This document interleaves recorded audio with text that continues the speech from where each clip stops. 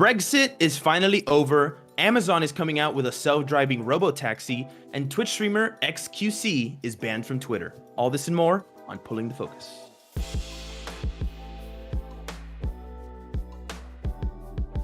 Hey everyone, welcome back to Pulling the Focus. This is episode 12 of the show that brings you all of the latest in pop culture and world news. Today, we have a really amazing episode. We have some packed headlines, and let's get right into it. Starting off, we have a 9-year-old YouTube star who is the highest paid influencer on YouTube. His name is Ryan Kaji, and he's a YouTuber little boy. It's pretty crazy. This is insane. His net worth he's nearly earned $30 million in 2020. Which is insane. Oh my gosh. A creator his age. 9 years old, he reviews children's toys and has amassed a total of 12 billion views in 1 year. Wow. That is insane. Oh my gosh. Next up, we have Jupiter and Saturn descended and locked in space. We have a really cool video coming out of Life Science here next to the world's tallest building. On December 21st, we had this conjunction happen where all these planets lined up, and it was really exciting, a really cool phenomenon. I don't think it happens for another 846 years or something crazy like that. Next up, we have Chris Krabs takes blame for the massive hack on the Pentagon, the private sector companies, and the federal agencies. This man was the former head of cybersecurity at the Department of Homeland Security,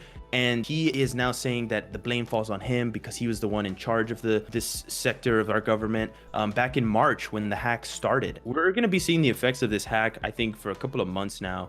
Up next, we have Britain finally reaches a Brexit deal with the EU. We have right here the officials are praising the agreement, which has come 4 years, 5 months, and 29 days after the UK has voted in a referendum to leave the EU, which is a week before the December 31st deadline. It's a historic deal that ensures the trade in goods can continue without tariffs or quotas after the UK breaks fully free on New Year's Day, which was yesterday. I'm just happy for the people of Britain that they finally are leaving the EU officially after so long, because I remember when that news was just They made a whole movie about it before they actually left. That's the craziest part. Continuing on with the game Fortnite. For those of you that play it, it's actually very different when it comes to over there across the seas.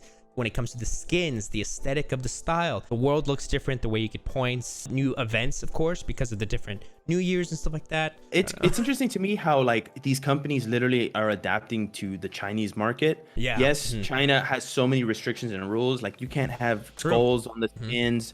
So they have to remove all of those characters or just revamp the design. They don't even allow microtransactions in China. Players are just given V-Bucks for free. And in America, you have to pay for them. Speaking of gaming news, we have some more Cyberpunk news here. We've been talking about that a lot lately. Cyberpunk 2077 is still the most sold out game on Steam for the 3rd consecutive week, despite all the glitches and problems that it's had with its release.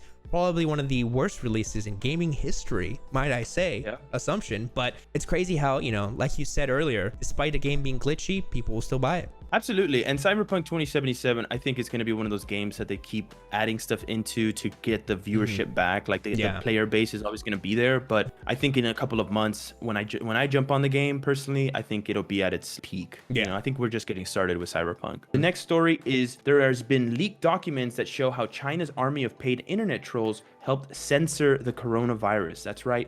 China had a group of people, probably millions of people that they've hired to basically censor the coronavirus online.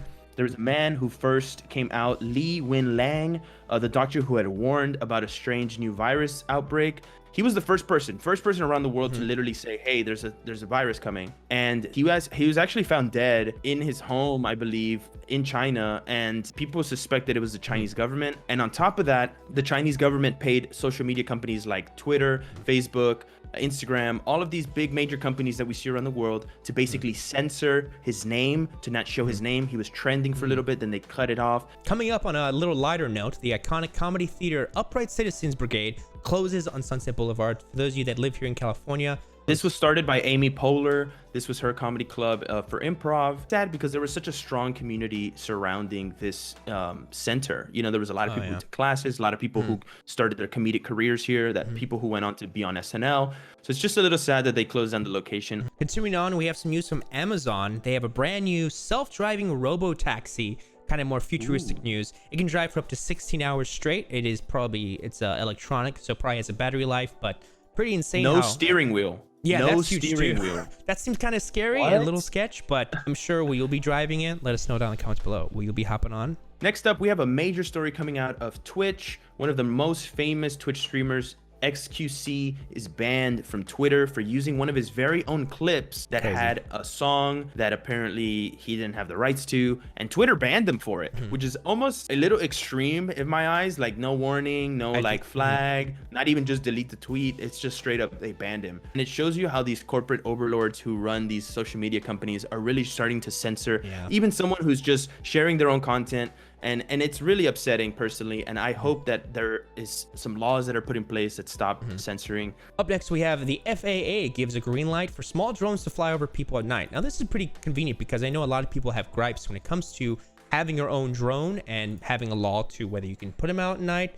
This goes into transporting, goods probably, or, of course, camera drones that a lot of people do. This is like for Amazon. Oh, like, yeah. Amazon can now do like drop ship deliveries, and then like in the middle of the night, you might be like, and then you just get your package dropped off. This is like one of those controversial headlines because there's a lot of people who don't like this that are just like, dude, I don't want like a drone. First of all, annoying. Right? You know what I'm saying? And then some people are even going as far as to go like, man, you better be ready. I'm gonna shoot that thing down. Oh, if it's over, if it's over my land, like I'm shooting this thing down. I don't want them because it goes into government surveillance, and it's like, are they just watching over everything? So it's like there's a lot of conspiracies with anything. Next up, we have Ticketmaster is paying a $10 million fine after admitting illegally accessing their competitors' computers. That's right, Ticketmaster. It says right here they also promoted the employees who actually broke the laws. Pretty wild. Whoa! Pretty wild. Wow, that's insane. If you're enjoying this episode, feel free to leave a like. It helps us out. And comment down below which headline is interesting you the most. We're going to go ahead and get into our deep dive headlines that interest us most this week. Luigi, go ahead and start us off. What do you got for us? So the first headline I have here is coming at us from SF Gate. It's talking about what happened to emotional intelligence. So it's just talking about the fact that during this COVID crisis, so many people have let their emotions kind of guide their life. We're living off of an very emotional time. So it's common for that to happen. But it's basically letting us know, like this article is talking about, like before COVID, we used to be able to differentiate our emotions very well, right? Obviously, during a pandemic, it's a lot difficult. What I like about this article is it's talking about the fact, like, we need to commit to never complaining or criticizing or playing the victim, right, in life. Imagine a creative, positive future for yourself. Don't regret the past. It's no longer there. Just live in the present. Be independent of others' criticism or approval.